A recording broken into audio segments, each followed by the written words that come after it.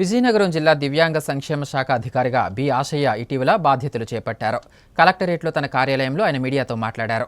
ఉన్నతాధికారుల సహాయ సహకారాలతో దివ్యాంగులకు, హిజ్రాలకు తమ శాఖ తరఫున అందాల్సిన అన్ని సంక్షేమ పథకాలు, ప్రయోజనాలు అందేలా కృషి చేస్తానన్నారు. దివ్యాంగులకు అవసరమైన పరికరాల పంపిణీకి చర్యలు చేపడతామని పేర్కొన్నారు. గతంలో ప్రతిపాదనలు పంపిన 26 మంది దివ్యాంగులకు రుణాలు మంజూరయ్యాయని పేర్కొన్నారు. 74,35,000 రూపాయలు నిధులు విడుదలయ్యాయని, త్వరలోనే పరిశీలన జరిపి అర్హులైన దివ్యాంగులకు రుణాలు అందజేస్తామని తెలిపారు.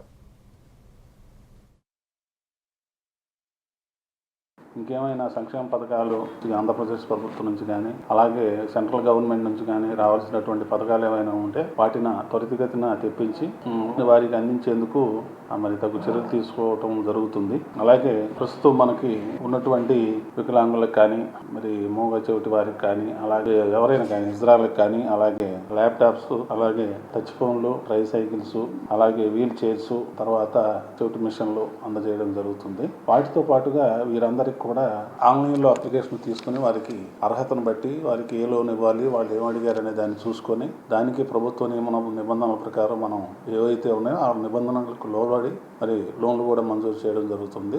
26 మందికి 74,30,000 మంజూరై నిన్నే రావడం జరిగింది. మరి ఆ అమౌంట్ ఈ రోజు రేపు మా అకౌంట్లో జమ అవుతుంది. ఆల్రెడీ జాయింట్ కలెక్టర్ గారి ద్వారా దాన్ని నిర్ణయించడం జరిగింది. ఎక్కువగా తీసుకురావడానికి నా వంతు ప్రయత్నం నేను చేయడం జరుగుతుంది.